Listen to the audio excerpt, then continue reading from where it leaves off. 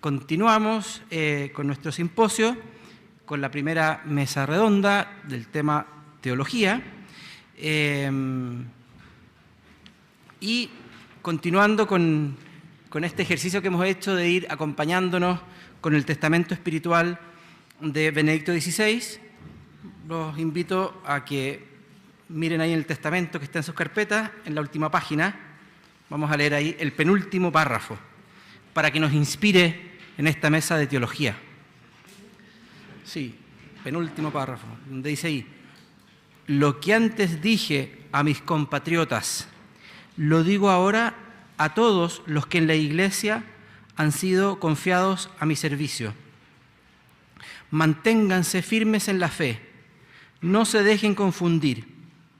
A menudo parece como si las ciencias naturales por un lado y la investigación histórica, especialmente la exégesis de la Sagrada Escritura por otro, fuera capaz de ofrecer resultados irrefutables en desacuerdo con la fe católica.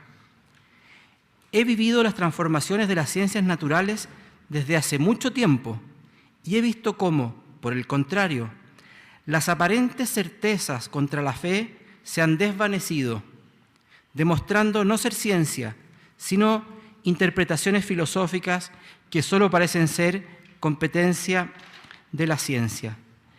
Desde hace 60 años acompaño el camino de la teología, especialmente de las ciencias bíblicas, y con la sucesión de las diferentes generaciones he visto derrumbarse tesis que parecían inamovibles y resultar meras hipótesis. La generación liberal, Harnack, Kulliger, la generación existencialista, Bultmann, la generación marxista. He visto y veo cómo de la confusión de hipótesis ha surgido y vuelve a surgir lo razonable de la fe. Jesucristo es verdaderamente el camino, la verdad y la vida, y la Iglesia, con todas sus insuficiencias, es verdaderamente su cuerpo. Bien, la mesa de teología la va a moderar don Juan Ignacio Rodríguez, director de la Unidad de Desarrollo y Gestión Académica de la Facultad de Psicología y Humanidades de nuestra Casa de Estudios. Don Juan Ignacio. Muy bien, muy buenos días a todos. Nos reunimos entonces en torno a esta mesa que aborda el tema teológico en Joseph Ratzinger y el Papa Benedicto XVI. Algunas normas mínimas de convivencia. Los expositores cuentan con 15 minutos para exponer. Después de la exposición de los 4 ponentes vamos a dar espacio a preguntas y los asistentes, tanto virtual como presencialmente, pueden ir anotando sus preguntas que van a ser recogidas por alguna de las laborantes que nos están ayudando. Bien.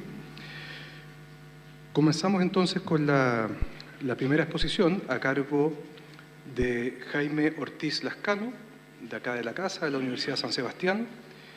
Jaime es español, nacido en Pamplona, licenciado en Filosofía por la Universidad Pontificia de Salamanca, licenciado en Teología Bíblica por la Pontificia Universidad Gregoriana, licenciado en Derecho Canónico por la Pontificia Universidad Lateranense, fue presidente de la Asociación Chilena de Canonistas, es académico y coordinador de procesos formativos en la Facultad de Psicología y Humanidades de la Universidad San Sebastián. Jaime Ortiz va a exponer sobre el tema Ratzinger, teólogo y papa, en el corazón del Concilio Vaticano II. Jaime. Como prefiera.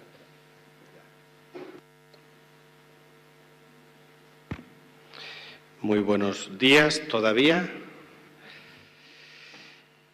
y un saludo muy cordial a todos los presentes y también a los que nos acompañan vía online.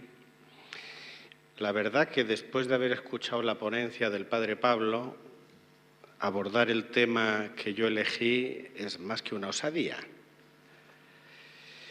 Y en todo caso, teniendo en cuenta el tiempo también que tenemos a disposición, trataré nada más que 3 puntos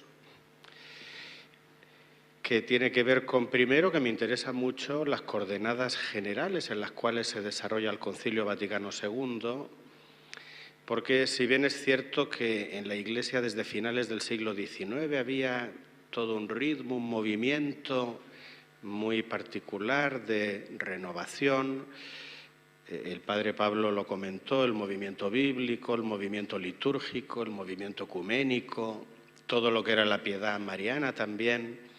Sin embargo, el concilio se desarrolla en un contexto mundial muy especial. Entonces, quisiera hablar una cosa sobre ese contexto mundial especial y eclesial. Después me centraré solo en uno de los puntos que Joseph Ratzinger colaboró y después qué consecuencias podíamos decir, ¿no? Me sumo también al saludo inicial que nuestro moderador Gerardo hizo a don Luis Cordero, presidente del directorio de nuestra querida universidad, así que un saludo muy cariñoso para él. Y como decía, las coordenadas en las cuales el concilio se desarrolla son muy particulares. En ese momento, fijaros, en el cual después de 2 guerras mundiales parece que el alma de la humanidad está herida de muerte, ¿cómo es posible que como humanidad seamos capaces de tales horrores, ¿no?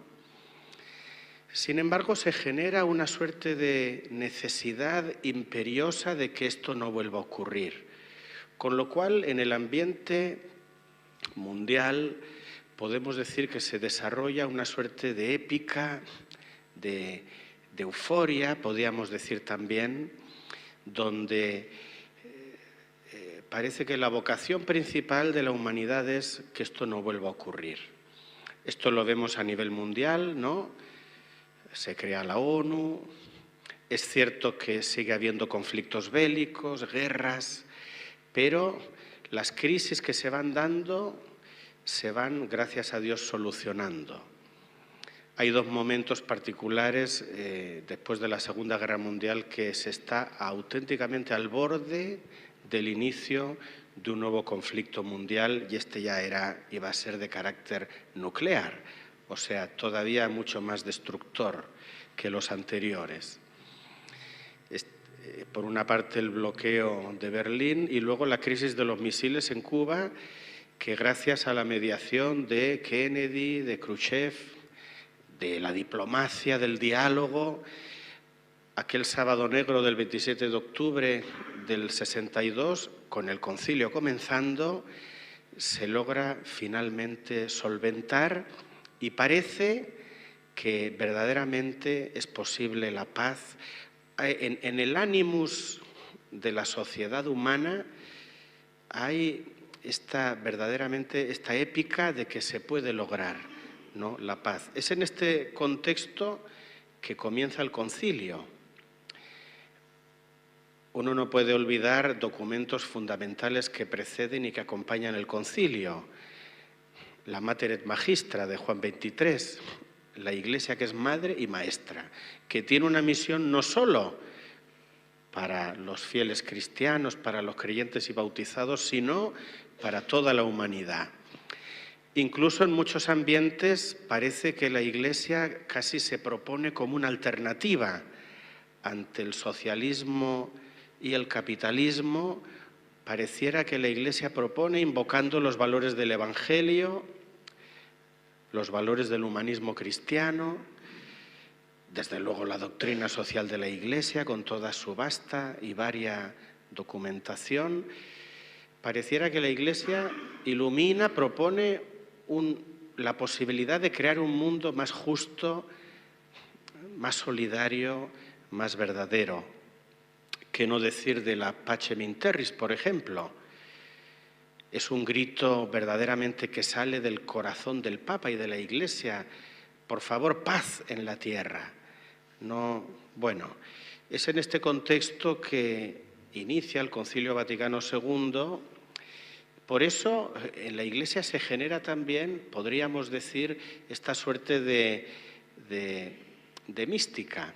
Si yo hablaba en la sociedad de épica, de euforia, de optimismo, en el ámbito de la Iglesia se genera esta suerte de mística, ¿no? La Iglesia además tiene un rol, tiene una vocación, tiene una misión de parte del Señor, que es guiar al mundo, iluminar al mundo. La Iglesia es este faro, esta antorcha, dirá el Papa Juan XXIII, que tiene esta misión de iluminar al mundo, ¿no? Bien importante. Si uno hiciese nada más que un inciso de ver cómo esto es cierto, en los años 60, de par y paso con el concilio, también la Iglesia juega un rol preponderante. Algunos criticarán que el episcopado chileno se casi mimetizó, identificó con la democracia cristiana, pero aquí en Chile, después del gobierno de Jorge Alessandri y la primera parte del gobierno de Frei Montalva, hay verdaderamente una identificación bastante real entre el episcopado, la Iglesia, ciertos sectores de la Iglesia y el gobierno de Frei Montalva. El hecho es que la Iglesia está consciente de que tiene una misión, de que tiene que hacer un aporte al mundo y no se puede desdeñar de él. Es en este contexto que, bueno, comienza el concilio, el Papa Juan XXIII, fijaros, habla en la sesión de clausura de la primera, en la clausura de la primera sesión, en diciembre del 62, de que este concilio tiene que ser un nuevo Pentecostés. Un nuevo Pentecostés es un nuevo Pentecostés. Si el Espíritu Santo pasa, arrastra, transforma, cambia los corazones, cambia la realidad, ¿no?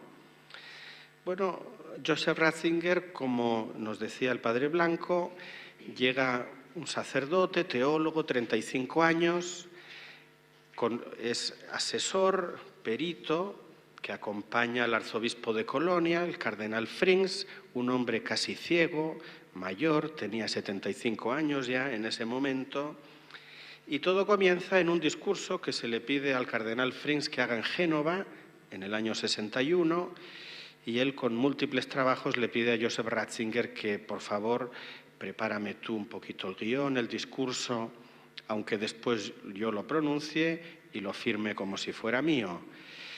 Y el cardenal Frings en Génova hace este discurso en noviembre del 61 y llega a oídos del Papa Juan XXIII y el Papa Juan XXIII llama al cardenal de Colonia a audiencia, le dice, mira, he sabido de este discurso, lo que tú dijiste, tus palabras es precisamente lo que yo entendía y por lo cual yo quise convocar el concilio.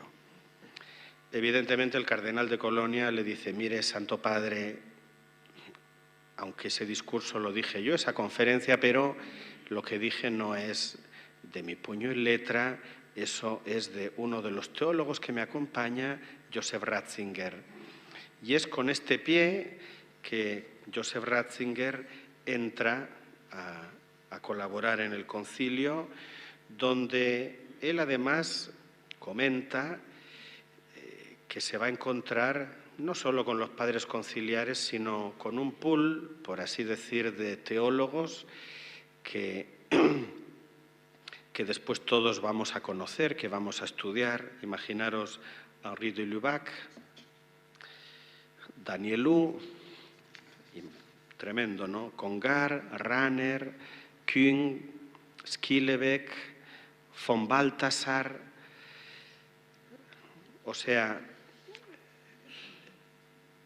es con estas personas con las cuales trabaja, con las cuales se relaciona.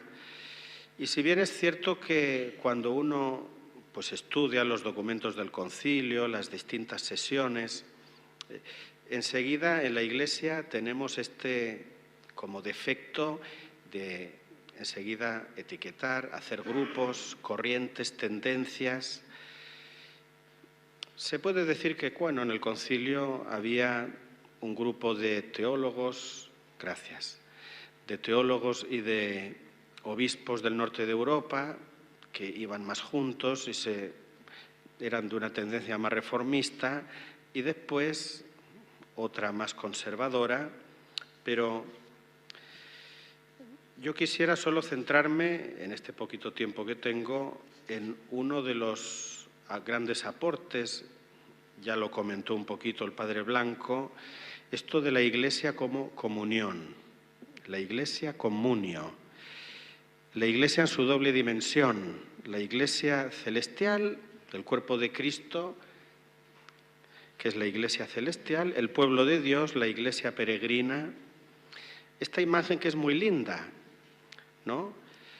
Es como un gran estadio de fútbol donde la Iglesia, el pueblo de Dios, la Iglesia peregrina, son esos jugadores de fútbol que se caen, que se hieren, que sudan, que pelean, que tienen que sufrir, que de repente ganan, que meten gol, que les hacen gol. Es el sufrimiento, la precariedad de la vida humana, y toda la tribuna, que sería la Iglesia celeste, que permanentemente está intercediendo por la Iglesia peregrina. Es el pueblo de Dios que camina en la precariedad y Jesucristo que hace suyo, que no se escandaliza, que encarna verdaderamente, se hace carne en esta Iglesia precaria. En esta dimensión que luego el concilio enfatizará. El Padre Blanco hablaba de la dimensión vertical y horizontal cuando se renovará por mandato del concilio la ley de la Iglesia. Se hablará de los fieles cristianos. El bautismo es aquel sacramento que nos une al misterio de la pasión, muerte y resurrección de Cristo y que nos hace a todos iguales en dignidad. En Lumen Gentium 48, por ejemplo, pues se dice: Cristo contribuyó a su cuerpo, que es la Iglesia, como sacramento universal de salvación. Estando sentado a la diestra del Padre, sin cesar actúa en el mundo para conducir a los hombres a su Iglesia y por ella unirlos así más estrechamente, alimentándolos con su cuerpo y sangre y haciéndolos partícipes de su vida gloriosa. Un ejemplo nada más. Hay tantos otros textos, ¿no?, que se podría decir. Para concluir, porque ya estamos en el tiempo, pues decir que no se trata de afirmar que Ratzinger fue el gran artífice del Concilio Vaticano II, pero tampoco que fue un pelagatos más que colaboró, que trabajó, que algo hizo. El cardenal Müller, el 2013, decía que el aporte y la huella de Joseph Ratzinger es mucho más importante de lo que se cree. Y decía que el Concilio Vaticano II tiene el sello de Benedicto XVI. Quisiera terminar con una afirmación del Papa Francisco, un mes antes de que falleciera el Papa Benedicto, emérito, y me parece que da en el clavo. Esto fue en la entrega de los premios de la Fundación Ratzinger el 1 de diciembre del 2022. El Papa Francisco decía, Benedicto XVI nos ha ayudado a leer en profundidad los documentos conciliares, proponiéndonos una hermenéutica de la reforma y de la continuidad. Estos aportes nos ofrecen una sólida base teológica para el camino de la Iglesia, una Iglesia viva que Él nos ha enseñado a ver y a vivir como comunión y que está en camino, en sínodo, guiada por el Espíritu del Señor, siempre abierta a la misión de anunciar el Evangelio y de servir al mundo en el que vive. Yo he tenido el gran privilegio y la gran fortuna de conocer al Papa Benedicto. Cuántas veces me lo crucé por la plaza de San Pedro cuando él iba a la Congregación para la Doctrina de la Fe, actual dicasterio, y yo iba a la Congregación al Dicasterio para el Clero. Si uno no supiera que era el cardenal Ratzinger, un curita mayor con su talar, su sotana, su maletín, siempre tapándose el anillo episcopal, un hombre sencillo, humilde, que te saludaba, que conversaba contigo, un hombre de Dios que entendió, y con esto termino, que en la Iglesia la autoridad es para el servicio. Y cuando él vio que ya no podía hacer ese servicio, pues dio un paso al costado y renunció. Y se dedicó a la oración. Muchas gracias.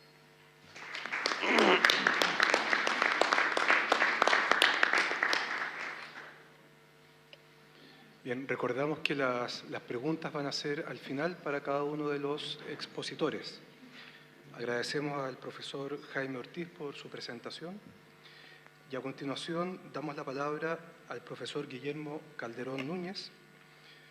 Profesor Guillermo es doctor en Teología con mención en Estudios Bíblicos por la Northwestern Theological Seminary de Estados Unidos. Es magíster en Estudios Bíblicos por la Missouri Biblical University de Estados Unidos, bachiller en Filosofía y Ciencias Religiosas por la Pontificia Universidad Católica de Chile. Es académico en la Facultad Eclesiástica de Teología y en el Instituto de Estudios Religiosos de la Pontificia Universidad Católica de Valparaíso. Es autor de un manual de griego bíblico y de varios artículos especializados, y además es diploma en estudios avanzados en estudios bíblicos por la Universidad Católica de Lovaina.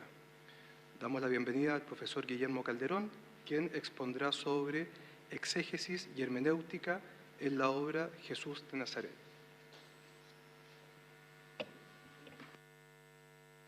Ahí. Buenos días a quienes están presentes, a los que nos siguen a distancia. Bueno, hoy día el Padre Blanco dijo algunas cosas respecto a Jesús de Nazaret. Quisiera profundizar en algunos puntos en los cuales me parece que la propuesta de la teología bíblica, podríamos llamar, del cardenal Ratzinger, pone el dedo en la llaga, podríamos decir, respecto a las distintas, no tradiciones, sino que distintos métodos de exégesis que hoy día están vigentes. De hecho, la interpretación de la Biblia de la Iglesia, el documento de la Pontificia Comisión Bíblica del año 93, hace un repaso de todos ellos, y los explica y los precisa, lo cual era necesario a esas alturas. Bueno, comenzando por la introducción de la primera parte del libro, Jesús de Nazaret, la presente comunicación tiene como finalidad reflexionar acerca de la propuesta exegética y hermenéutica del autor de la mencionada obra. Para ello recordaremos brevemente lo que señala al respecto en la introducción, luego revisaremos su trasfondo en el pensamiento exegético del cardenal Ratzinger y finalmente veremos los alcances que tiene este pensamiento para el quehacer exegético de nuestra Iglesia hoy. El dominio del teólogo Ratzinger de los textos bíblicos, la tradición interpretativa patrística y los hallazgos de la erudición histórica y literaria representa el pleno florecimiento de la renovación bíblica católica que culminó con la Constitución Dei Verbum, la Constitución dogmática Dei Verbum del Concilio Vaticano II, sobre la divina revelación. Como joven teólogo, el propio Ratzinger participó en la redacción de este documento. Y si en la primera mitad del siglo XX estuvo marcada por el surgimiento de tres movimientos de renovación, el bíblico, el patrístico y el litúrgico, entonces vemos la convergencia de estos movimientos en Dei Verbum y en la teología del cardenal Ratzinger. Él contribuye a su integración y coordinación, articulando una teología bíblica que sintetiza los métodos científicos modernos con la hermenéutica teológica del exégesis espiritual, que comenzó con los escritores del Nuevo Testamento, los comentaristas patrísticos, y ha continuado a lo largo de la tradición de la Iglesia. De hecho, no ha habido, me atrevo a decir esto lo digo yo, no ha habido otro teólogo católico en el último siglo cuya teología esté tan desarrollada e integrada en términos explícitamente bíblicos. Uno siempre piensa en el cardenal Ratzinger como dogmático, pero de la teología dogmática, pero lo bíblico está siempre detrás. En Jesús de Nazaret, el libro es una contribución significativa a la cristología bíblica y una expresión profunda de la visión teológica del Papa Benedicto. Para aquellos que han estudiado el pensamiento del cardenal Ratzinger durante muchos años, Jesús de Nazaret no fue una gran sorpresa, algo curioso, sino que un desenlace apropiado. es la culminación de su método teológico, sus preocupaciones pastorales. Hay un sentido ardiente también de las necesidades de la obra de la Iglesia. Bueno, como es sabido, Jesús de Nazaret fue un proceso que él lo indica en su introducción, antes de ser elegido Papa en el 2005. Joseph Ratzinger era un teólogo destacado, cabeza del dicasterio para la doctrina de la fe, y él, en su primer volumen, Jesús de Nazaret, desde el bautismo en el Jordán hasta la transfiguración, señala que un largo camino interior le ha llevado a escribir este libro sobre Jesús y recalca, comillas, este libro no es en modo alguno un acto magisterial, sino únicamente expresión de mi búsqueda personal del rostro del Señor. Bueno, sabemos que la obra completa consta de 3 libros, comienza el 2007 con el que acabo de mencionar, y luego continúa Jesús de Nazaret desde la entrada a Jerusalén y hasta la resurrección, y finalmente Jesús de Nazaret, los relatos de la infancia. Podemos comprobar que en las obras completas, en el tomo 6, si no me equivoco, están los 3 libros juntos y están en orden. O sea, el orden parte por la infancia y termina con el de la resurrección. Ahora, ¿por qué una biografía de Jesús? Para comprender el razonamiento intelectual que llevó al Papa a escribir su biografía de Jesús, es muy útil el discurso que pronunció el 12 de septiembre del 2008 en el Collège de Bernardin, Colegio de los Bernardinos en París. Voy a citar, me parece importante citarlo. Nuestra situación actual, bajo muchos aspectos, es distinta que la de Pablo encontró en Atenas. Pero pese a la diferencia, sin embargo, en muchas cosas es también bastante análoga. Nuestras ciudades ya no están llenas de altares e imágenes de múltiples divinidades. Para muchos, Dios se ha convertido realmente en el gran desconocido. Pero como entonces, tras las numerosas imágenes de los dioses, estaba escondida y presente la pregunta acerca del Dios desconocido, también hoy la actual ausencia de Dios está tácitamente inquieta por la pregunta sobre Dios. Quaerere Deum, buscar a Dios y dejarse encontrar por Él. Esto hoy no es menos necesario que en tiempos pasados. Una cultura meramente positivista que circunscribiera al campo subjetivo como no científico a la pregunta sobre Dios sería la capitulación de la razón, la renuncia a sus posibilidades más elevadas y consiguientemente una ruina del humanismo, cuyas consecuencias no podrían ser más graves. Lo que es la base de la cultura de Europa, la búsqueda de Dios y la disponibilidad para escucharle, sigue siendo aún hoy el fundamento de toda verdadera cultura. Cierro la cita. Un aspecto central en la interpretación cristológica de toda la Biblia, Ratzinger ve una estrecha relación entre el Antiguo y el Nuevo Testamento y cómo ambos se unen en Jesucristo como clave hermenéutica para interpretar toda la Sagrada Escritura.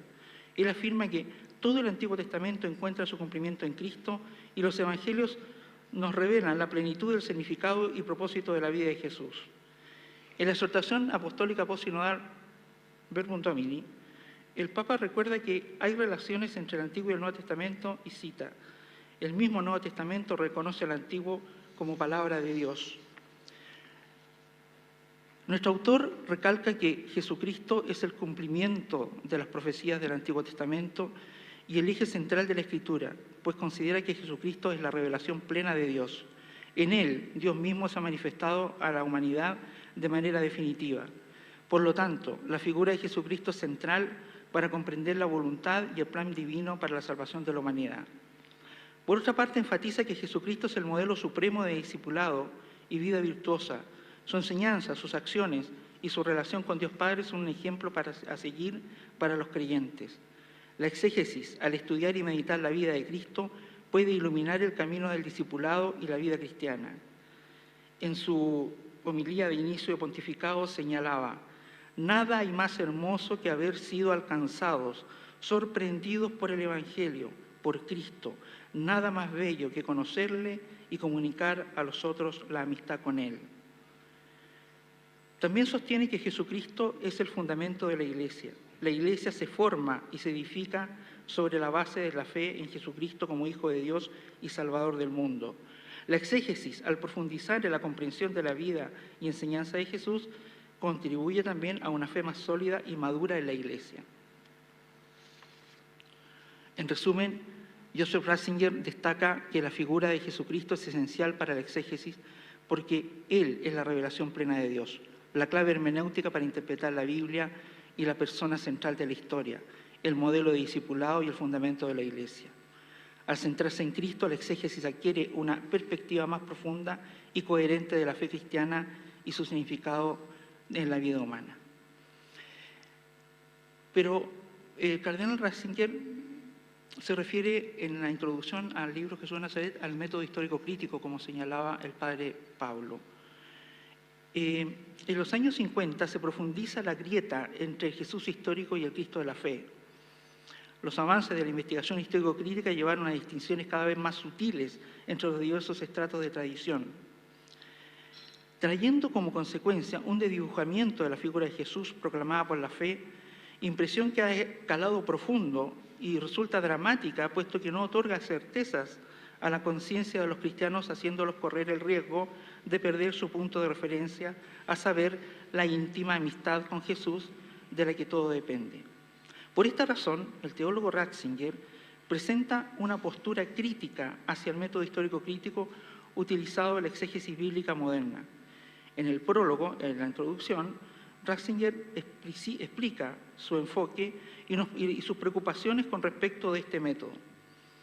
A continuación voy a mencionar un par de puntos claves. El cardenal Ratzinger destaca que el método histórico crítico, aunque valioso en muchos aspectos, incluso necesario, tiene ciertas limitaciones que pueden dificultar una comprensión más profunda del significado de los textos bíblicos. Este método tiende a centrarse en el contexto histórico y cultural de los escritos, pero puede dejar de lado los aspectos teológicos y espirituales profundamente presentes en la Escritura. El método histórico crítico puede plantear desafíos para la fe de los creyentes. Al abordar la Biblia únicamente desde un enfoque histórico, algunos estudiosos pueden cuestionar o descartar elementos sobrenaturales como los milagros o la resurrección de Jesús, que son esenciales para la fe cristiana. O sea, no podemos quedar solo en lo técnico, en lo filológico solamente, por ejemplo. En la misma intervención postsinodal de Verbum se menciona también el nivel de la acción divina, lo cual nos recuerda que se trata de palabras humanas y divinas a la vez. Por tanto, no podemos olvidar que si olvidamos esto, la Biblia puede convertirse en un libro solo del pasado, como dice el cardenal Ratzinger. Se puede extraer de él consecuencias morales, se pueden aprender historia, pero el libro como tal habla solo del pasado y la exégesis ya no es realmente teológica, sino que se convierte en pura historiografía, en historia de la literatura. El Papa no propone un nuevo sistema interpretativo, sino una disposición espiritual hacia el estudio de las páginas sagradas. Rechaza las limitaciones artificiales impuestas a la razón e insiste en que la fe es una fuente legítima de conocimiento. De hecho, llevar las verdades de la fe a las cuestiones bíblicas no sofoca la razón, sino que la libera de la prisión de sus propias limitaciones autoimpuestas. Esta cooperación de fe y razón abre el verdadero significado de los eventos y enseñanzas que se encuentran en las Escrituras.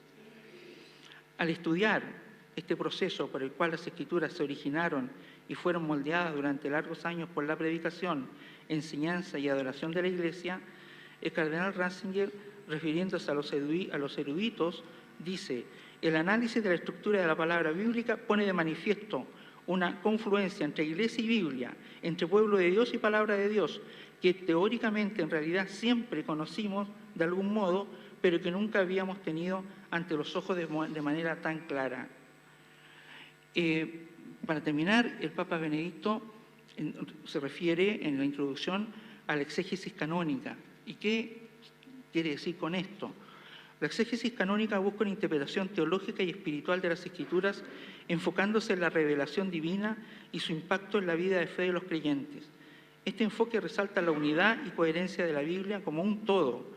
La exégesis canónica busca conectar los diferentes libros y pasajes de las Escrituras, mostrando cómo todos forman una unidad coherente y cómo los temas y enseñanzas se desarrollan a lo largo de la Biblia. La interpretación canónica valora la tradición de la Iglesia como un recurso importante para comprender y aplicar la Escritura. Se considera que la interpretación auténtica de la Biblia debe estar en línea con la enseñanza de la Iglesia a lo largo de los siglos. Y como conclusión quisiera decir que Benedicto XVI enfatiza que las instituciones originales de la Iglesia, el canon de la Escritura, la sucesión y tradición apostólica y la regla de fe, estaban interrelacionadas y ordenadas a la liturgia sacramental y la misión de la Iglesia. Contrariamente a las presunciones de la crítica histórica, las estructuras de autoridad, doctrina y liturgia de la Iglesia no son apéndices históricos superpuestos o impuestos a las Escrituras. De esta manera, el Papa muestra la falacia de la sospecha metodológica de la exégesis moderna en lo que denomina como la interferencia de la Iglesia con la palabra original de la Escritura, presumiblemente pura.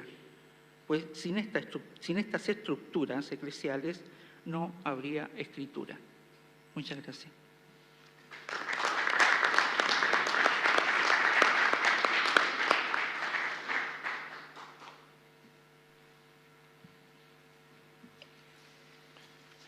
Agradecemos la ponencia del profesor Guillermo Calderón. Ahí Mauricio está recolectando preguntas, al parecer, si las hubiera por ahora, para que las puedan hacer llegar. Presentamos a continuación al próximo expositor, el padre James Cleary. Padre Cleary es neozelandés, sacerdote de la Congregación de los Legionarios de Cristo, candidato a doctor de Humanidades por la Universidad Francisco de Vitoria de Madrid, bachiller en Teología, bachiller y licenciado en Filosofía por el Ateneo Pontificio Regina Apostolorum de Roma. Es académico de Filosofía y de Formación General en la Universidad Finisterre. Es autor de artículos sobre el pensamiento de Benedicto XVI y otros temas filosóficos y teológicos. El padre James Cleary expondrá el tema del concepto de sacrificio en la introducción al cristianismo. Gracias. Siempre es un desafío presentar en poco tiempo un concepto, pero si hay tiempo suficiente voy a intentar de explicar tanto lo novedoso del sacrificio de Cristo y después cuál es el centro del sacrificio de Cristo para Ratzinger y al final como la manera que se puede vincular con más estudios en Van Balthasar y la espiritualidad de Teresita de Lisieux. En el Mercader de Venecia escuchamos que Shylock, el miembro de la comunidad judía de Venecia, pide una libra de carne de Antonio, el mercadero deudor, para saldar la deuda. Es lo que es debido, es consecuencia de no pagar. Pero incluso Shylock dice que es inútil. Decidme, él dice, si él no cumple lo pactado, ¿yo qué gano exigiendo la sanción? Una libra de carne sacado de un cuerpo humano no vale tanto ni produce como la de vaca, oveja o cabra. Oídme, para complacerle ofrezco gentileza, si la toma bien, si no, adiós. Antonio aceptó este contrato con la cláusula inútil y por mala suerte no pudo pagar la deuda. Ahora viene la venganza de Shylock. A pesar de la oferta de un amigo de Antonio Bassanio de pagar triple la deuda, pero fuera de plazo, Shylock insiste, pido que se ejecute la ley y que se cumpla el contrato. El juez Porcia sentencia a Antonio a lo acordado. La ley no tiene duda ni admite acepción en cuanto a la pena. En el momento de tensión por lo injusto de la injusticia, Porcia pide a Shylock que haya un cirujano presente para intentar de salvar la vida de Antonio. Shylock responde de que esto no se encuentra estipulado en el contrato y por lo tanto no lo hará. No es su obligación, que simplemente se cumpla la ley. Ahora bien, la rigidez de Shylock de aferrarse a lo estipulado es paradójicamente la salvación de Antonio. Salvo la rapidez mental de Porcia, Antonio seguramente habría muerto. El juez ve que el contrato efectivamente no establece que hay un cirujano a mano, pero tampoco estipula que se puede derramar la sangre. Y por lo tanto, en un giro de esta historia, Shylock no puede pedir la libra de carne porque él no puede derramar la sangre. Él, por derramar la sangre de un ciudadano de Venecia, sería culpable de esta pena de muerte y él merecería la muerte. La enseñanza del Mercader de Venecia ilumina la teoría del sacrificio en la introducción del cristianismo de Joseph Ratzinger. en un discurso célebre de la obra. En este momento de tensión, The Quality of Mercy, Shakespeare pone en la boca de Porcia una verdad fundamental. Dice, ya que pides no más que justicia, piensa que si solo justicia hubiera, no se salvaría ninguno de nosotros. Este es el problema que Ratzinger afronta cuando explica la frase del credo, padeció bajo el poder de Poncio Pilato, fue crucificado, muerto y sepultado. ¿La justicia salva al hombre? Sabemos una respuesta, y era la propuesta de Anselmo de Canterbury. En la obra salvífica de Cristo, que es central a la concepción de la fe cristiana y por lo tanto el rol del sacrificio es esencial a entenderlo, Ratzinger dice, el punto de origen de la fe cristiana es la cruz, es decir, la obra de Cristo, la teología de la cruz, y no tanto el ser de Cristo, la teología de la encarnación, es el punto de partida de entender que se crea como cristiano. Ahora bien, como decía el Padre Blanco, este no quiere decir que soteriología es más importante que cristología. Ratzinger, de hecho, defiende la unidad. Sí, se puede distinguir, pero no se puede separar. Tal intento de unificarlo lo vimos en la teoría de Anselmo en su libro Cur Deus Homo. Él quiere entender por qué Cristo tenía que encarnarse y él con esta visión judicial lo explica que Cristo, como dice Ratzinger, tuvo que hacerse hombre. Ratzinger lo resume esta teoría de Anselmo así, y cito, el pecado del hombre se dirige contra Dios, así se viola infinitamente el orden de la justicia y a Dios se le ofende también infinitamente. Por otra parte, la magnitud de la ofensa se mide por la grandeza del ofendido. La ofensa es pues mayor o menor según la grandeza del ofendido. Ahora bien, como Dios es infinito, la ofensa que el hombre le ha causado por el pecado ha de ser también infinita. El derecho así violado tiene que ser reparado porque Dios es un Dios del orden y de la justicia. Más aún, es la justicia misma y como la ofensa es infinita, también la reparación necesaria debe ser infinita. Esta perspectiva anselmiana de un sistema divino humano de la justificación es bastante lógico y bastante bíblica, pero Ratzinger dice desfigura las perspectivas y sumerge la imagen de Dios en una luz sospechosa. En esta dinámica, el sentido de la cruz es reducido al sufrimiento necesario para pagar el precio del pecado. ¿Qué es entonces el sacrificio en el pensamiento de Ratzinger? Ratzinger quiere subrayar lo novedoso y el único del sacrificio de Cristo. La visión de una religiosidad primitiva considera que pagar el precio con el sacrificio violento es la forma de restablecer el orden roto por el pecado. Para muchas religiones el sacrificio es lo que mantiene el mundo vivo. Cito a Benedicto XVI en Caminos de Jesucristo. Los datos de la historia de las religiones, que en este punto coinciden con el testimonio bíblico, nos dan pie para afirmar que el mundo vive del sacrificio. Tiene su verdad y validez los mitos según los cuales el cosmos se formó a consecuencia de un sacrificio original que siempre vive del sacrificio y que está colocado sobre él. El sacrificio, entendido con esta religiosidad primitiva, es el mecanismo que aplaca la ira de Dios. Incluso en una visión cristiana, como dice Ratzinger, los devocionarios presentan la concepción según la cual, en la fe cristiana, nos encontramos con un Dios cuya severa justicia exigió el sacrificio de un hombre, el sacrificio de su propio Hijo. En un antropomorfismo de Dios, el ser humano reduce la justicia de Dios a una justicia humana, bajo las mismas reglas. Esta justicia oculta una ira que, como dice Ratzinger, hace increíble el mensaje de amor. En esta misma línea podemos hablar de René Girard, que dice que el sacrificio es la institución primordial de la cultura humana. Como Cantalamessa comenta, refiriéndose a esta teoría memética, de hecho, en el origen y en el centro de toda religión está el sacrificio, y el sacrificio comparte destrucción y muerte. Girard, quien inicialmente rechazaba que se podría aplicar este principio de sacrificio al cristianismo, después acabó por admitir su posibilidad, con toda la tradición cristiana, con la condición de ver en él de Cristo un nuevo tipo de sacrificio, y de ver en este cambio de significado el hecho central de la historia religiosa de la humanidad.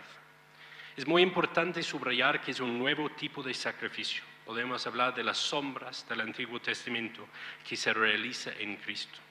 Ratzinger no niega que no hay sacrificio, pero como postula Girard, igual dice, el sacrificio de Cristo no es simplemente un otro sacrificio. Podemos hablar de la analogía de atribución, el máximamente es el sacrificio de Cristo, y Ratzinger dice no, es analogía de proporción. En Cristo es Dios quien se hace víctima. En esta luz podemos entender la carta de los Hebreos, que muestra lo único y último del sacrificio de Cristo. Como dice Barona, la razón parece fracasar cuando se apresta a entender lo sagrado y su núcleo central, el sacrificio. En su fracaso puede estar la clave de entenderlo. El logos ha de abrir su férrea estructura lógica cuando se enfrenta al sacrificio para su comprensión. El pensamiento de lo sagrado requiere el reconocimiento de los límites de la razón y la dificultad de hacerse con la totalidad. Se requiere un pensamiento hermenéutico abierto a la sorpresa, a la paradoja y a la aceptación de una lógica nueva. Nuestra razón humana tiene que abrirse a aceptar lo novedoso del sacrificio de Cristo. En vez de encajar el sacrificio de Cristo en el concepto de sacrificio religioso, cito, la teología bíblica de la cruz supone una revolución en contra de las concepciones de la expiación y redención de la historia de las religiones no cristianas. Ratzinger mantiene que la conciencia cristiana no siempre ha neutralizado el influjo de la religiosidad primitiva o reconocido su alcance. De hecho, afirma que, cito, las devociones habituales de la pasión nos plantea ante todo el problema del modo como el sacrificio y consecuentemente la adoración depende del dolor y viceversa. Pero como dice Canta la Mesa, el sacrificio de Cristo invierte todo. Ya no es el hombre quien ofrece sacrificios a Dios, sino Dios quien se sacrifica por el hombre, entregando la muerte por él a su Hijo unigénito. El sacrificio ya no sirve para aplacar la divinidad, sino más bien para aplacar al hombre y hacerle desistir de su hostilidad hacia Dios y el prójimo. ¿Cuál es entonces esta novedad del sacrificio de Cristo? Podemos hablar del movimiento ascendiente y descendiente. El intento del ser humano antes era siempre este movimiento ascendiente, de buscar a Dios. Y lo que tenemos que ver es que el sacrificio de Cristo es descendiente, este amor de Dios que desciende hacia nosotros. Como dice Ratzinger, por regla general en las religiones del mundo, expiación significa el restablecimiento de la relación perturbada con Dios mediante las actitudes expiatorias de los hombres. Casi todas las religiones se ocupan del problema de la expiación, nacen de la conciencia del hombre, de su propia culpa, de superar la culpa mediante acciones expiatorias ofrecidas a la divinidad. La obra expiatoria con la que todos los hombres quieren expiar a la divinidad y aplacarlo ocupa el centro de la historia de las religiones. Esta ira que intentamos de aplacar, al final es otra cosa. La ira de Dios, como dice Turek, es al final esta ira contra el pecado, no contra el pecador. Este vis irascibilis que el pecado humano provoca en Dios responde no con la destrucción del ser humano, pero sí del pecado. La respuesta divina, esta ira, es el amor. Y por lo tanto, tenemos que ver que el sacrificio de Cristo es el esfuerzo de Dios de alcanzar al ser humano, de eliminar el pecado, restaurarlo. Por eso también se puede superar la falsa dicotomía entre la justicia y la misericordia de Dios. Como dice Ratzinger, el derecho violado no se restaura con más violencia, sino por la iniciativa del amor que por su misericordia creadora justifica al impío y vivifica los muertos. Su justicia es gracia, es justicia activa que juzga, es decir, que hace justos a los pecadores, que los justifica. El fruto de este sacrificio entonces es el restablecimiento del orden perdido con el pecado, restaurarlo en cuanto con Dios y también con el ser humano. Por lo tanto vemos que la cruz tiene estas dos dimensiones, lo vertical y lo horizontal. Ratzinger habla del éxodo del amor. La cruz rompe, abre, divide Y como dice él, todo esto pertenece al amor como forma del mismo, en un mundo marcado con el sello de la muerte y del egoísmo. Por lo tanto, también somos llamados a entrar en este sacrificio, el sacrificio de Cristo que nos salva, que nos recrea. Este movimiento de Dios en su sacrificio requiere también en nosotros un kenosis, porque tenemos que acoger el don. Como dice Ratzinger, el éxodo no es suficiente como un intento mío de alcanzar algo, sino más bien tengo que aceptar, acoger. Él dice, digamos por último que no basta que el hombre salga de sí mismo. Quien solo quiere dar, quien no está dispuesto a recibir, quien solo quiere ser para los demás y no está dispuesto a reconocer que también él vive del inesperado, inmotivado don del para de los demás, ignora la forma fundamental del ser humano y destruye así el verdadero sentido del para los demás. Cuando el hombre sale de sí mismo, para que esta salida sea provechosa, necesita recibir algo de los demás, y a fin de cuentas de aquel que es en verdad el otro de toda la humanidad, Jesucristo. Somos llamados a acoger este don, el don del sacrificio. Muchas veces en un mundo egoísta queremos rechazar el don del sacrificio. Queremos verlo como aplastar o ningunear el ser humano, sino más bien el sacrificio es el mecanismo que nos abre hacia nuestro verdadero yo. Somos llamados, por lo tanto, a acoger el don y por eso surge del sacrificio la Eucaristía o acción de gracias.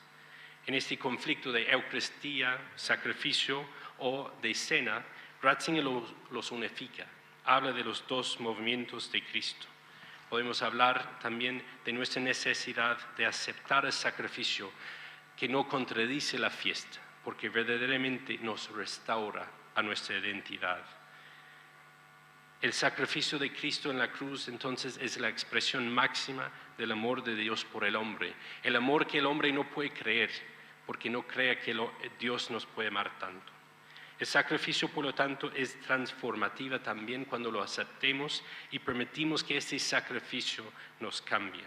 Nos cambia porque nos enseña que tenemos que vivir para Dios y para los demás, y así se restaura el orden perdido con el pecado. Ratzinger subraya esta necesidad de entender el para de la cruz. La fe cristiana solicita al individuo, pero no para sí mismo, sino para el todo. Por eso la palabra para es la auténtica ley fundamental de lo anterior. El símbolo de este para y por es la cruz, en esta postura de entrega y abrazo. En ese sentido, el para del sacrificio nos obliga al éxodo de amor.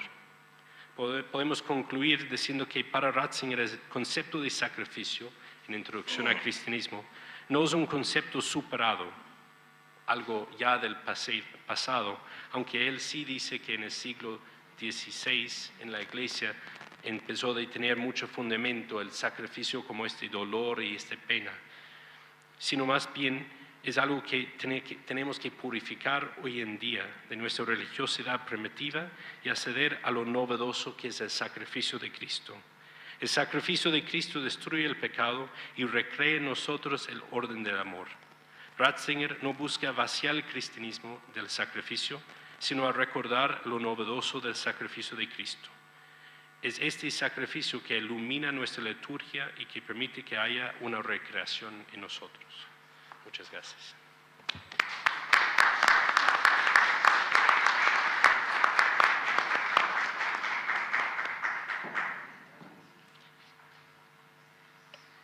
Bien, agradecemos al padre James Cleary por su presentación y finalmente damos la palabra a Klaus Droste Osborne, doctor en Humanidades por la Universidad Abad Oliba CEU de Barcelona, España, postítulo en Fundamentación Filosófica por la Universidad de los Andes, psicólogo por la Universidad Gabriela Mistral, fue decano de Psicología en la Universidad Gabriela Mistral y en la Universidad Finisterre, y actualmente es decano de la Facultad de Psicología y Humanidades de la Universidad San Sebastián.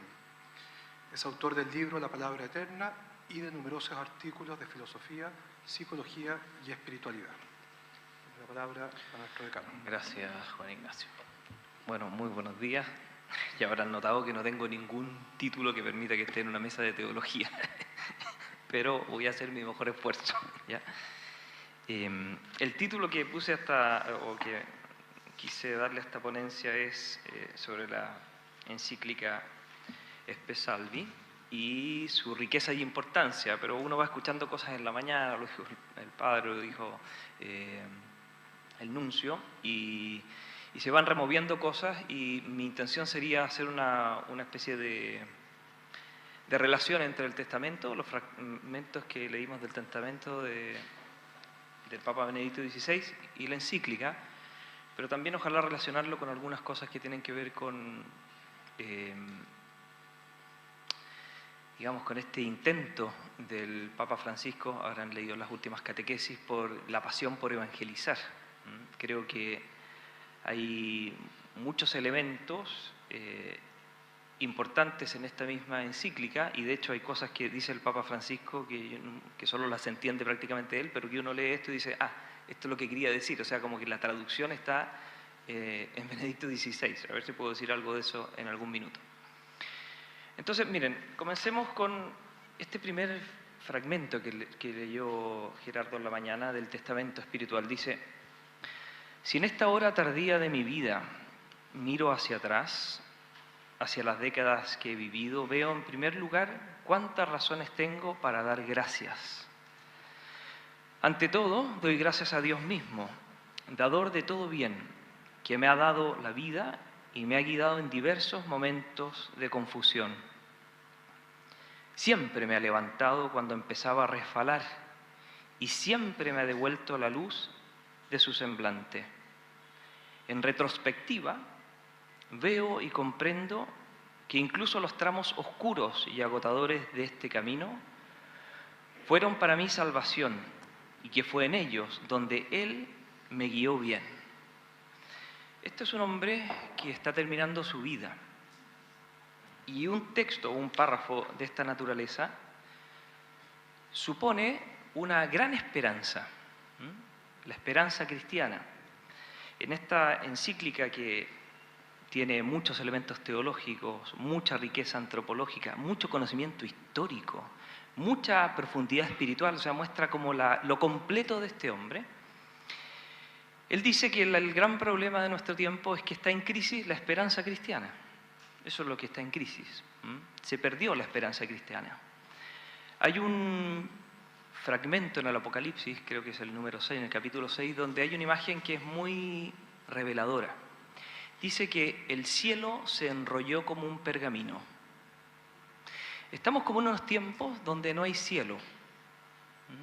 Como que la esperanza no es una esperanza performativa, sino que es más bien, alguien podría, no cristiano por así decirlo, distinta a la esperanza cristiana, vivir de esperanza. Todos necesitamos tener esperanza, algo que haya que alcanzar, un bien por el cual moverse. Pero la esperanza siempre es de algo que no está, de algo que está delante.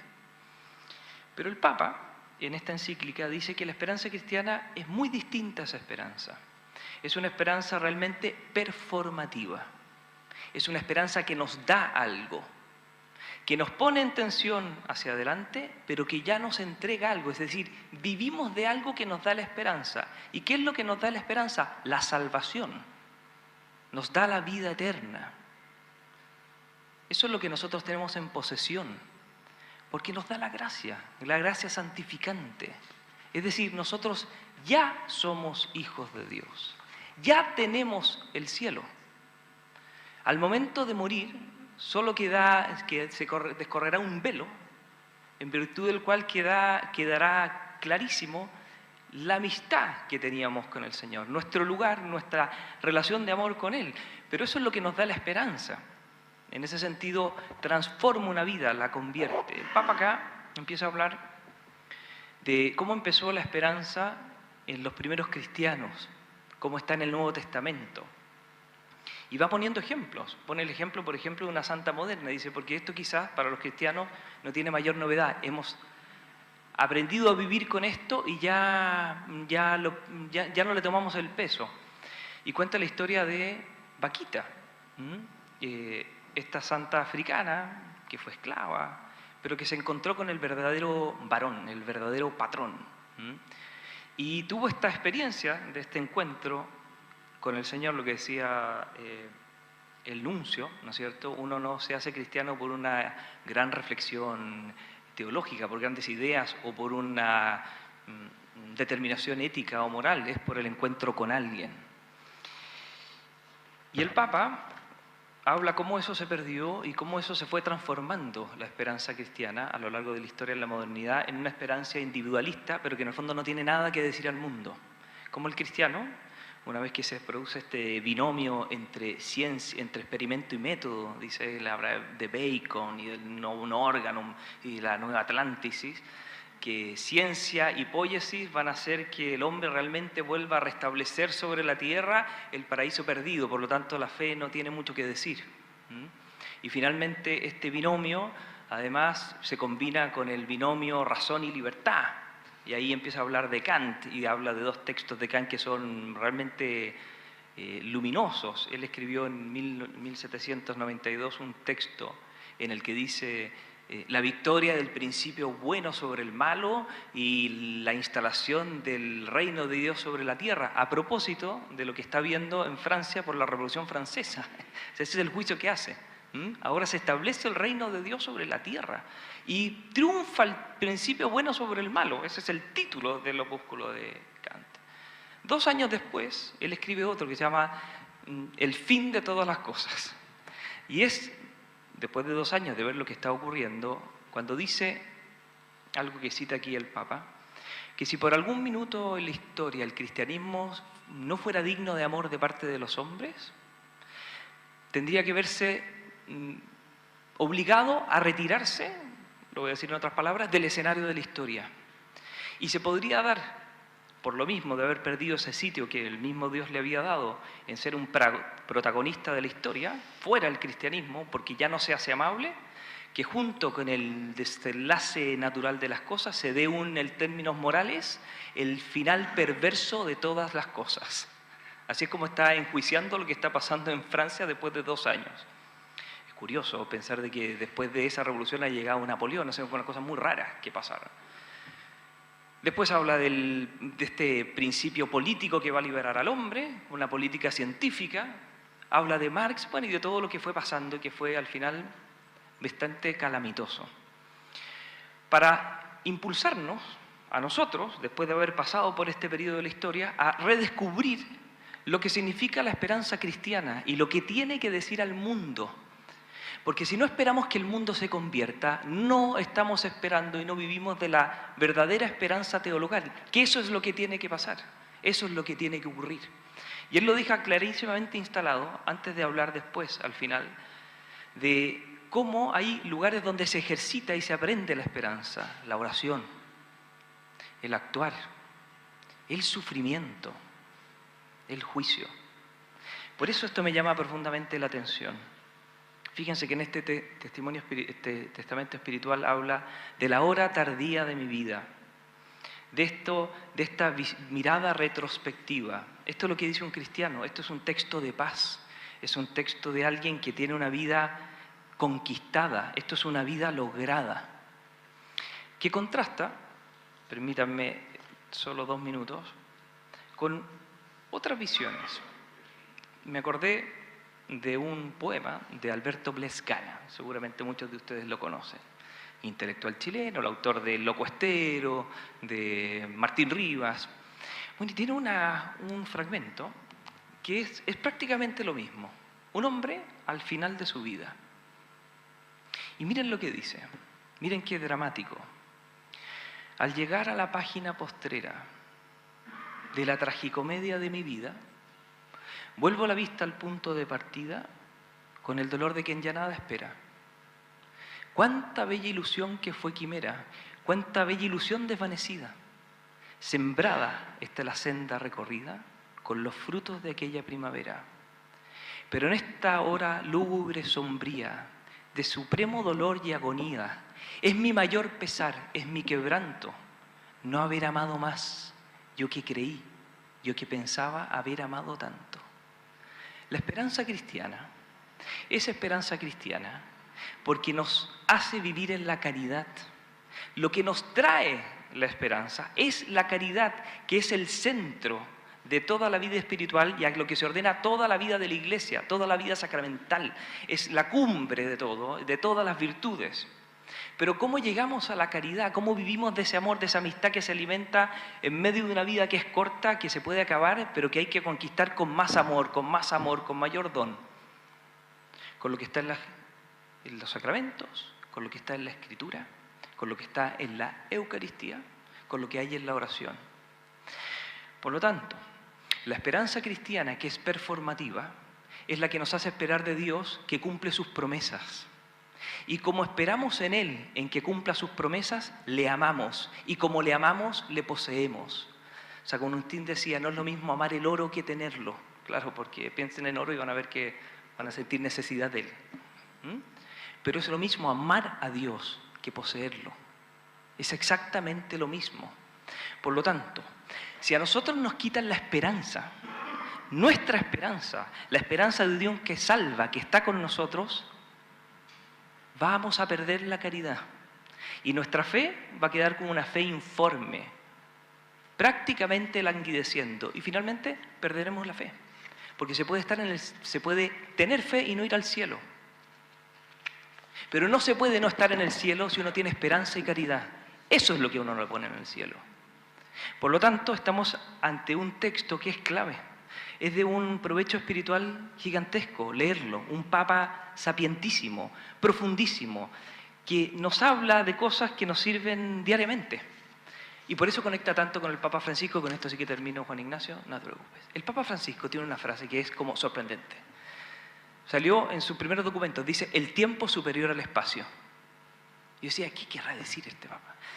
El tiempo superior al espacio. Volvió a salir en Amoris Laetitia, porque cuando habla de la educación de los hijos, dice el tiempo superior al espacio, y ahí da una clave, dice, porque no es tiempo de dominar espacios, sino de iniciar procesos. Pero fíjense que leyendo esta encíclica, encontré como la clave. Yo dije, esto lo dio el Papa Francisco y esto es lo que quiere decir. Miren, dice, para que nos animemos todos. Estoy medio ciego, pero... Si no podemos esperar más lo que es efectivamente posible en cada momento y de lo que podemos esperar de las autoridades políticas y económicas, lo que ellos nos ofrezcan, nuestra vida se ve abocada muy pronto a quedar sin esperanza. Es importante, sin embargo, saber que yo todavía puedo esperar, aunque aparentemente ya no tenga nada más que esperar para mi vida o para el momento histórico que estoy viviendo. Solo con la gran esperanza se puede vivir, con una esperanza que ancla en el trono mismo de Dios. Y por eso termino con lo que decía Teresita, porque el Padre dijo que iba a hablar de Teresita, y trato de conectar con lo que es la amistad con el Señor y la Eucaristía. Ella dice, al final de mi vida me presentaré a ti con las manos vacías, porque todas nuestras obras tienen manchas ante tus ojos, pero ahí espero ser coronada y recibir de ti mismo a ti mismo, por toda la eternidad. Miren qué cosa más bonita. Así que ya, gracias, eso quería decir de la esperanza y la salve. Gracias.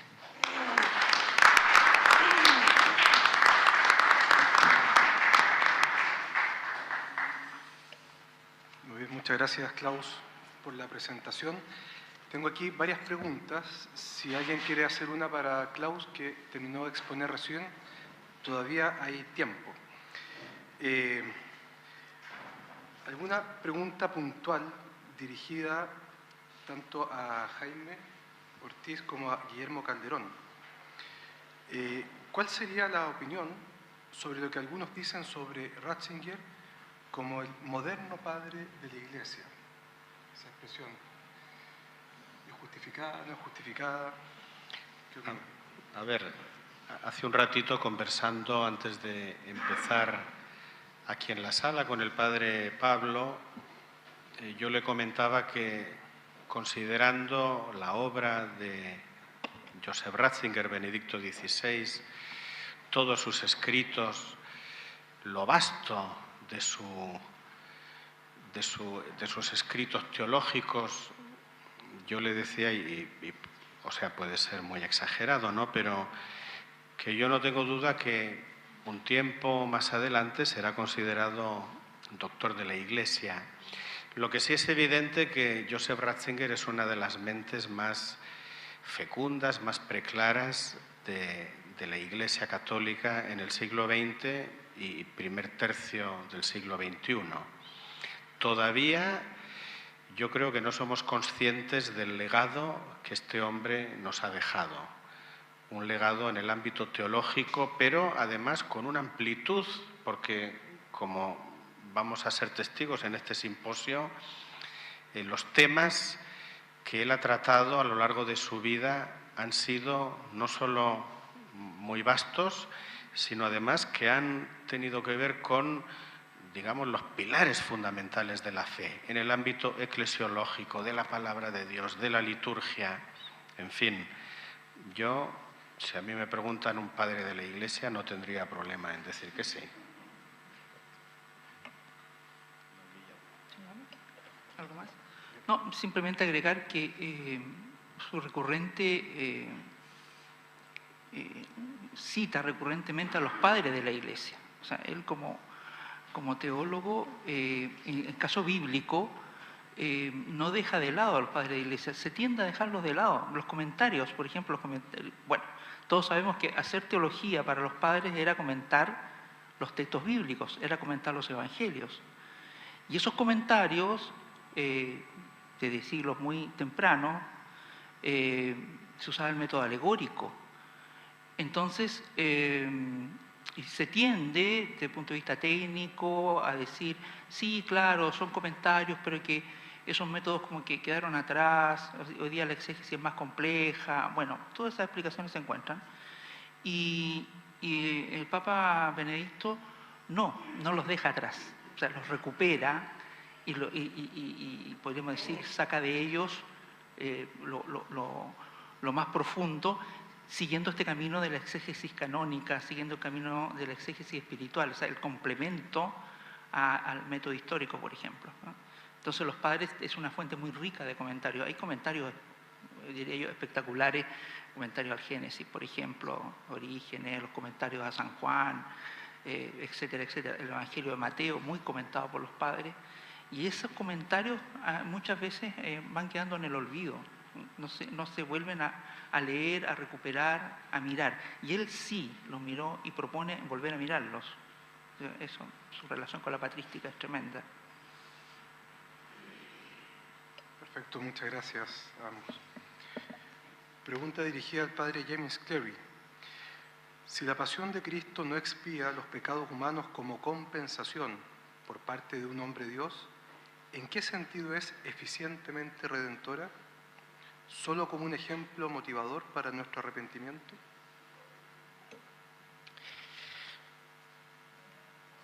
Yo creo que estamos muy acostumbrados a una visión de ojo por ojo, ¿no? Esta es justicia. Y justo Jesús nos invita a la otra mejilla. Es decir, la bondad se sobrepasa, ¿no? Nosotros estamos acostumbrados, y nos cuesta cuando escuchamos esta parábola del dueño del mies que sale y va contratando los obreros, ¿no? Y algunos trabajan todo el día y algunos solo una hora y reciben lo mismo. Decimos, no es justo, porque esta es una justicia de dar a cada uno lo que le corresponde. Pero lo increíble es que la misericordia de Dios nos da lo que nos corresponde como hijos de Dios, no por lo que hacemos.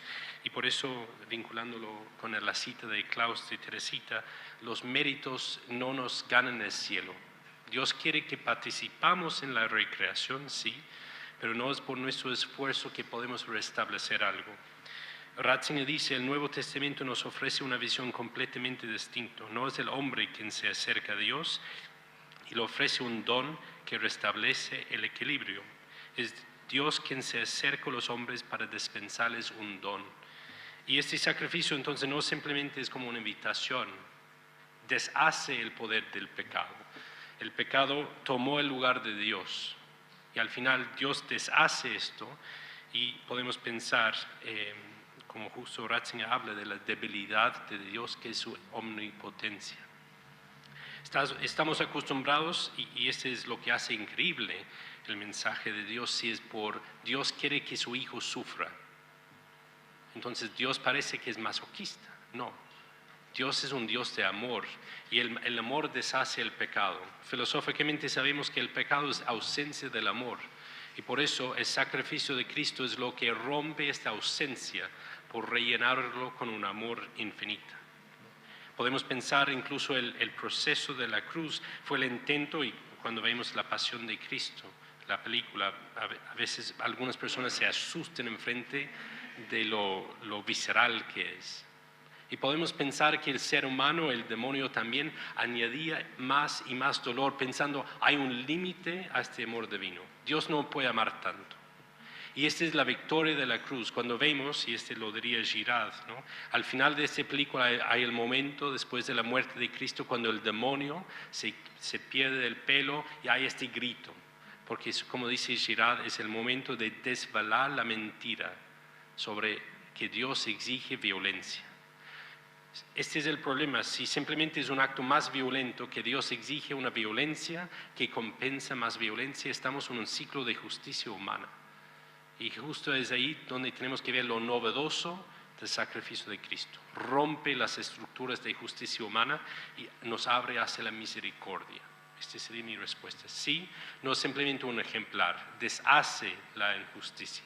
Nosotros decimos antes de comulgar, este es el Cordero de Dios, qui tollet peccata mundi. No simplemente tomar el pecado y moverlo a otra parte. Es como esta esponja, y por eso el concepto de kenosis es tan importante, que absorba el pecado del mundo. Deshace el pecado porque lo quita, ¿no? Y por eso este es el amor que es más fuerte que el mal. Si no, simplemente el amor es igual al mal. Y Dios simplemente tenía que dar una cantidad mayor. No, el amor es otra cosa, destruye el mal. Y este es el poder de la cruz. Muchas gracias, Padre James. Una pregunta dirigida a Klaus. Dice, hoy vemos un gran desánimo ante la liquidez y superficialidad en todo. ¿Cómo la enseñanza de la esperanza en Ratzinger puede dar un punto de referencia o iluminar esta crisis? Bien,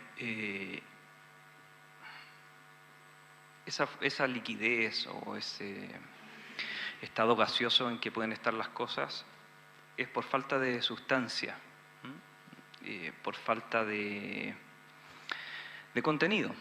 El Papa Benedicto XVI en Jesús de Nazaret se hace una pregunta y dice, bueno, ¿y qué nos ha traído Jesús? Jesús, ¿qué nos trajo? Y dice que nos trajo a Dios. Cada vez que ocurre en la vida personal que Dios llega, Jesús nos trae a Dios, esa vida, en la circunstancia en la que se puede encontrar, se renueva con una esperanza. Y esa esperanza es la respuesta a los hombres sin esperanza. Eso es lo que es un cristiano en medio del mundo. Es un hombre que tiene una esperanza que le permite, en medio de cualquier circunstancia, como leíamos aquí, ser capaz de esperarlo todo. Porque un cristiano no espera parte, lo espera todo. ¿Por qué? Porque tiene el ancla de su corazón en el trono mismo de Dios. En ese sentido, los cristianos, no la doctrina cristiana, sí, evidentemente la doctrina cristiana, pero encarnada en los cristianos, es lo que le devuelve la sustancia al mundo, lo vuelve a vertebrar, le instala nuevamente su columna, si ustedes quieren. En ese sentido, las palabras del Papa Benedicto XVI, las palabras de él antes de ser Papa, como Joseph Ratzinger, evidentemente que son un estímulo para cualquiera de nosotros para hacer o aceptar o caer en la cuenta de que Jesús nos trajo a Dios, es decir, nos trajo todo. Por lo tanto, ¿qué podemos esperar en este mundo? Todo. Y quizás mientras peor estén las cosas, no es mejor, pero podemos seguir esperándolo todo. O sea, como que hay mayor necesidad, no hay otro camino. O sea, es el cristianismo la respuesta a los males del mundo, a las tristezas del mundo. Bueno, es como maravilloso ser cristiano. Y eso es lo que él dice en Introducción al Cristianismo y bueno, en todos sus textos, de una u otra manera. Esa sería mi respuesta. Juan Ignacio. Yo creo que quedan unos minutos para lo siguiente. Se nos pidió a los moderadores que culmináramos con un resumen, cosa que no voy a hacer porque lo van a hacer los expositores a propósito de una pregunta que puede servir para culminar las exposiciones que hemos escuchado. La pregunta señala que Pedro al caminar sobre las aguas tuvo miedo y comenzó a hundirse por falta de fe.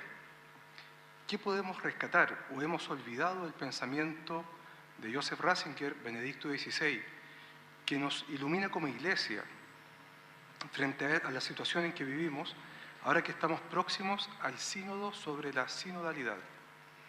De alguna manera un mensaje de cierre, digamos, de aquellos puntos más enriquecedores del pensamiento de Ratzinger.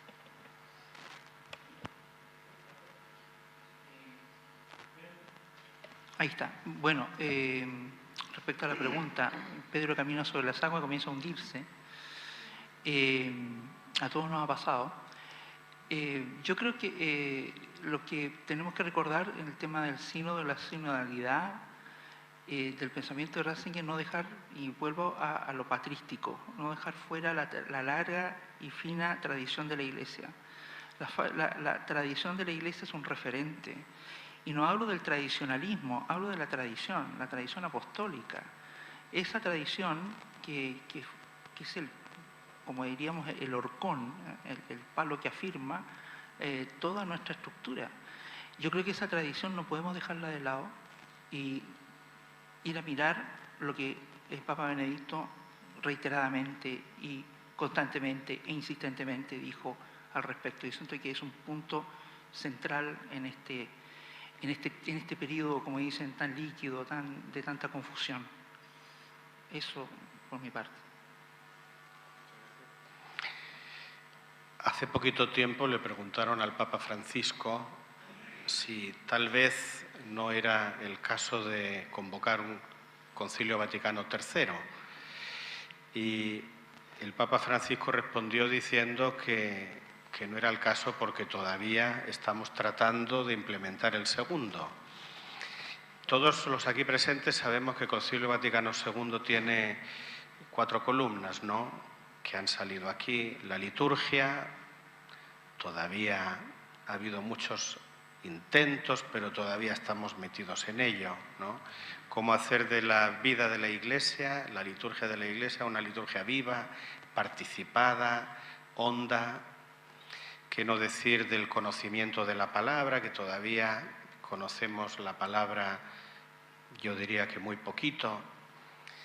Lo mismo de la diaconía, en fin, o sea, que el concilio nos dio el secreto para que no nos hundamos y para poder con fe levantar la mano y tomar la mano del Señor para sacarnos fuera, ¿no? A mí, yo sí que termino con esto, hay una cosa que cuando yo vine a Chile hace 22 años, con la formación europea y sabiendo que la Iglesia de Chile era famosa en Europa por ser una iglesia corajuda, valiente, que jugaba un rol de la sociedad muy potente. Aquí un obispo hablaba y todo el mundo escuchaba. Y sin embargo, como Iglesia hemos perdido este rol, ¿no?, esta misión. Parece que ahora nadie dice nada. En Chile estamos en un momento bien complejo. ¿Dónde está la voz de la Iglesia? Parece que no, que nadie habla. Tenemos miedo, nos han arrinconado. Es verdad que lo de los abusos ha sido tremendo, pero es en el concilio y en sus documentos donde está la clave para poder seguir mostrando el rostro del resucitado hoy a la sociedad. Quizás sería simplemente el amor expulsa el miedo. Entonces, enfrente de este amor infinito de Dios, no deberías tener miedo, porque al final Dios con su amor ha vencido la muerte y por eso somos triunfantes.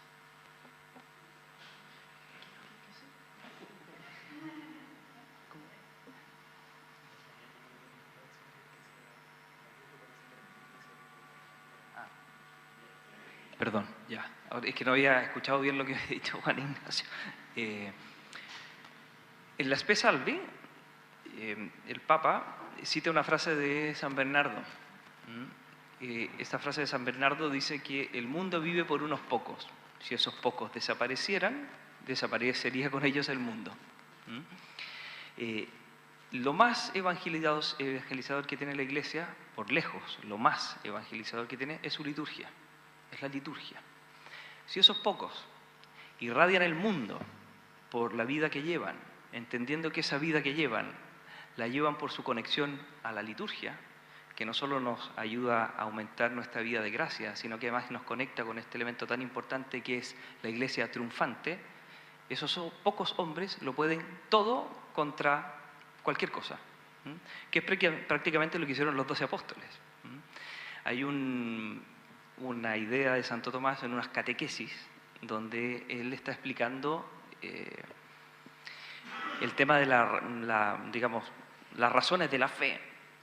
Y él dice que es sabido que el mundo estaba bajo el poder de los demonios y que el mundo, reyes, príncipes, naciones completas se convirtieron a Cristo, habiendo estado dominado por los demonios. Fíjense que Jesús nos trajo a Dios. Piensa en el mundo antes de Jesús. Era una cosa muy terrible. Bueno, y él dice, eso se logró por pocos, ignorantes, no sé cuál es la frase, como testarudos apóstoles. Entonces le dice, mira, ¿eso se hizo con milagros o sin milagros? Porque dice que las obras de Dios vienen con los milagros. Y alguien podría decir, mira, yo no he visto ningún milagro. Dice, mira, pero se sabe que el mundo estaba en el poder de los demonios y que se han convertido reyes, príncipes, naciones. ¿Eso se hizo con o sin milagros? Por pocos, rudos y testarudos apóstoles. Si se hizo con milagros, ya tenemos la respuesta. Y si se hizo sin milagros, te diré que no hay mayor milagro que el mundo se haya convertido así. Entonces se necesitan pocos, pero llenos de Dios. Por lo tanto, yo creo que por ahí va la respuesta, volver al amor del principio, volver a lo que fue la Iglesia en sus principios, que tiene que ver más allá que la forma, con el núcleo mismo, que es lo que recuerda el Papa, la figura del Señor, Cristo. Y de ahí todo se va vertebrando, creo yo. Esa es mi respuesta.